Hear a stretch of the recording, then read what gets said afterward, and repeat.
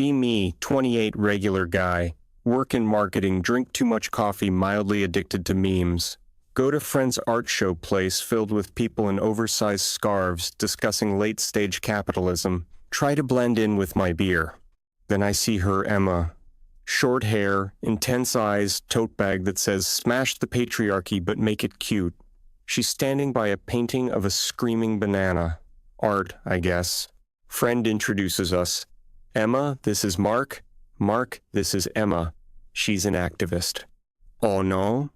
She immediately goes, "So what are your thoughts on gender dynamics in modern advertising?" Me, I like the M&M commercials. She stares like I just committed a war crime. We end up debating for 20 minutes about whether coffee chains exploit baristas. I say probably. She says definitely. I order another beer. At some point she smiles. Actually smiles and says, "At least you're not completely ignorant." That's apparently a compliment in her language. At the end of the night I walk her to her car. She says, "You seem tolerable. Maybe we could talk again." I ask for her number. She gives it. Under name Mark, potential re-education subject. My face when I'm not sure if I'm being flirted with or drafted. 2 weeks later, Emma actually texts me first. "Want to grab coffee, fair trade only." I don't know what that means, but agree immediately. Meet at a tiny hipster cafe where the beans probably have a PhD. She orders oat milk cappuccino. I order black coffee because I'm poor and afraid of judgment. We sit down. She immediately launches into discussion. "Do you think men are afraid of powerful women?" Me, I think men are mostly afraid of wasps, but sure, go off. She glares, then laughs despite herself.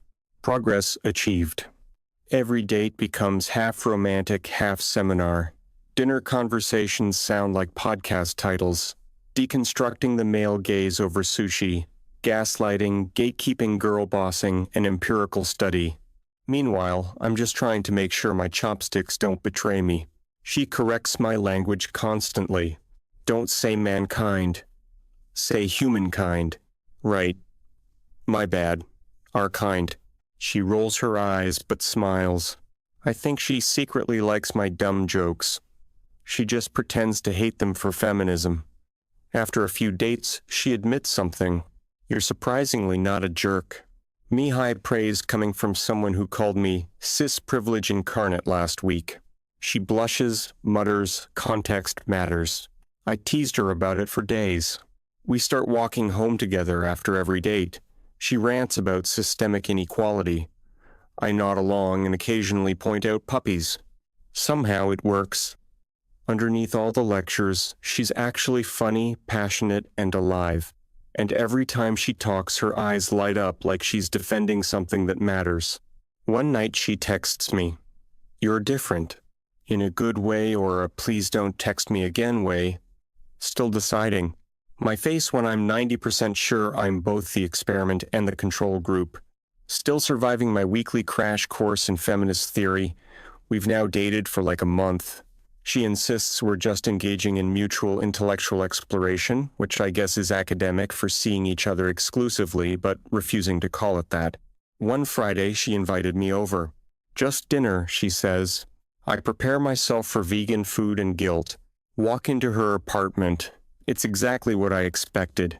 Candles, succulents, and a stack of sociology books taller than me. But it smells amazing. "You cook?" I ask. She shrugs. "Cooking's not gendered, Mark." Right. But if it was, you'd definitely be winning. She tries not to smile, but fails. Score 1 for the patriarchy. Dinner's surprisingly normal. No lectures, no debates, just us laughing about dumb things. She snorts when she laughs. It's adorable. Somewhere between dessert and wine, she admits, "Sometimes I feel like I have to be angry all the time, like if I stop, I'm failing." I tell her, "You don't always have to fight to prove you care. Sometimes existing kindly is the protest."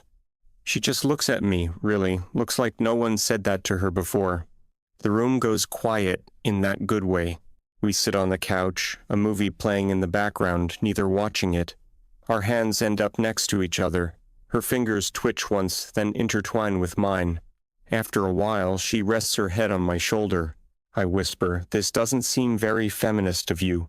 She murmurs, half asleep, "Shut up." My face, when the revolution finally takes a nap. Except lately, the lab sessions involve more kissing and less peer-reviewed articles. She's changing. Still opinionated, still passionate, but now she laughs more, talks about her day instead of dismantling the patriarchy 24/7. Sometimes forgets to be angry, then remembers halfway through dessert.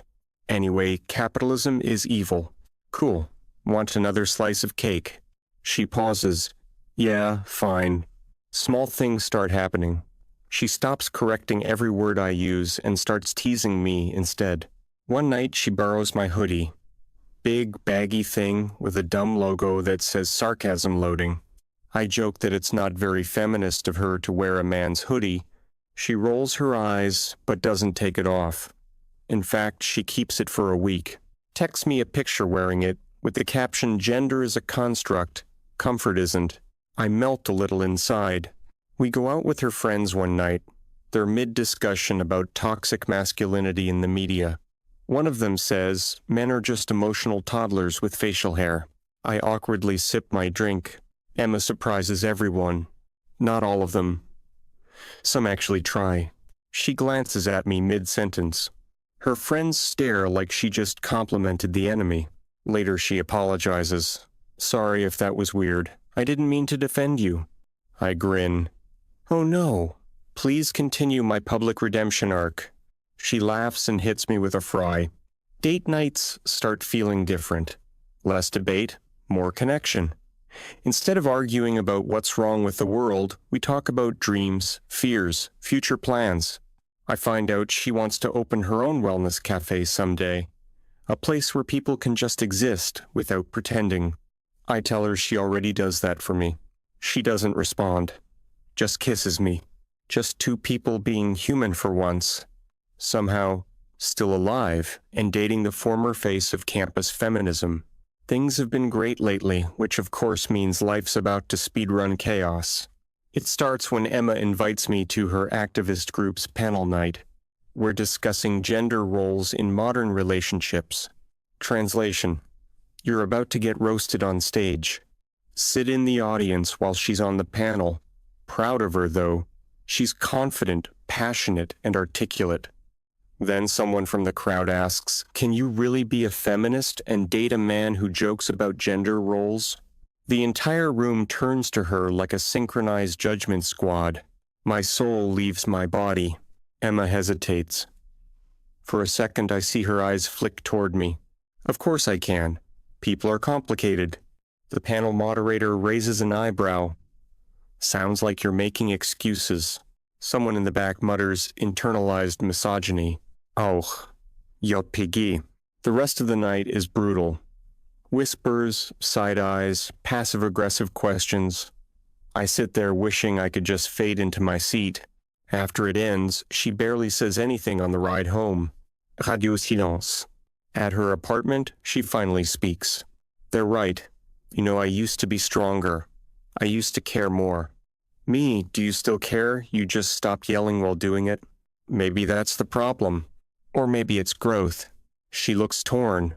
They think I've sold out, that I've become one of those girls who loses herself for a guy. Emma, you didn't lose yourself. You just found a version that doesn't need to fight everyone to feel valid. She doesn't respond, just stares at the wall. I reach for her hand. She lets me, but it feels hesitant, like she's touching something fragile. The next few days, things are weird. Texts get shorter, calls get rarer. She cancels a date, says she needs to think. That phrase never ends well. I know she's battling herself. Me on one side, old ideology on the other. One night, she calls voice shaky. I need space. It hits harder than expected. Try to joke. What kind emotional, physical, or NASA-level space? She doesn't laugh, just says, "I don't know who I am right now," and hangs up. Sit there in the dark, phone in hand, wondering, did I pull her away from what she believed in? Or did I just give her a reason to question what never fit? My face when I might have accidentally deprogrammed my girlfriend and lost her in the process. Week 3 of radio silence. Life feels like that quiet part of a video game where all the side quests are done but the main mission is wait and feel sad. Friends keep asking what happened to the feminist girl.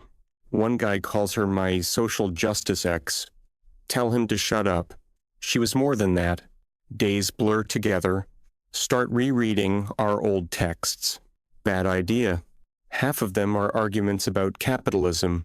The other half are her sending memes about cats starting revolutions. She was chaotic but in color. Now everything feels grayscale. Then, one evening, the doorbell rings. Open door. It's Emma. Hair, messy hoodie, oversized eyes, tired. Looks like she's been fighting herself for days. Hey, she says softly. Me hey. Awkward silence. She steps inside without asking. Walks around like she's trying to remember what normal feels like. I've been thinking, she says. That's usually dangerous. She smirks. Tiny, but it's there. Then she takes a deep breath. I thought I lost myself being with you. But I realized I was never supposed to fight every single thing to prove a point. So what changed? You never tried to win. You just listened. Even when I made everything a debate. She pauses, tears glinting. I still believe in equality in women's voices in everything I always did. But now I understand that love isn't submission. It's a partnership. So does this mean I can finally make you breakfast without getting accused of patriarchy? She laughs through tears. Only if you do the dishes. We stand there quietly. She reaches for my hand. This time it's steady. I missed you, she whispers. I miss being called toxic, I whisper back. She hits my arm but smiles. We kiss. Two people who finally stopped trying to prove who's right and started just being right for each other. Later we sit on the couch, her head on my shoulder, Netflix on both, pretending to watch. She murmurs, half asleep, you know what's sexy? What? Emotional maturity. Guess I'm screwed then. She laughs sleepy and happy. And for once I stop overthinking and just let her be. 27 now, 1 year later, still dating Emma. Still can't tell if she loves me or just keeps me around for the content. We've become that couple, the one that argues over who left the light on and then ends up slow dancing in the kitchen 5 minutes later. She's still a feminist. I'm still a sarcastic gremlin, but somehow it works. Every Sunday we host a small podcast together. Love and logic debating without murdering each other. Started as a joke now has 12,000 listeners. Episode titles include Gender Roles and Why He Still Can't Fold, Laundry Right Feminism, and Farts Breaking the Real Taboos, and my personal favorite, Mark Mansplains Feminism and Lives to Tell the Tale. Our fans think we're relationship goals. In reality, we spent 20 minutes fighting over who ate the last Pop-Tart before recording. But she's happier now, more grounded. Doesn't have to be the loudest voice in the room, just the truest one. And I've learned to shut up sometimes. And listen not to win, just to understand. One night, after recording, we're lying on the couch. She's scrolling through Twitter, reading something out loud. Some guy said, "Relationships ruin strong women." I snort. He's just never dated one who makes him do the dishes. She grins, climbs onto my lap. You know, for a guy who used to not get feminism, you're pretty damn good at it. What can I say? I had a great teacher. She kisses me. Soft, certain home. And in that moment I realize we're still the same idiots, just better at being idiots together. My face when the love of my life taught me that equality isn't war. It's teamwork with extra flirting.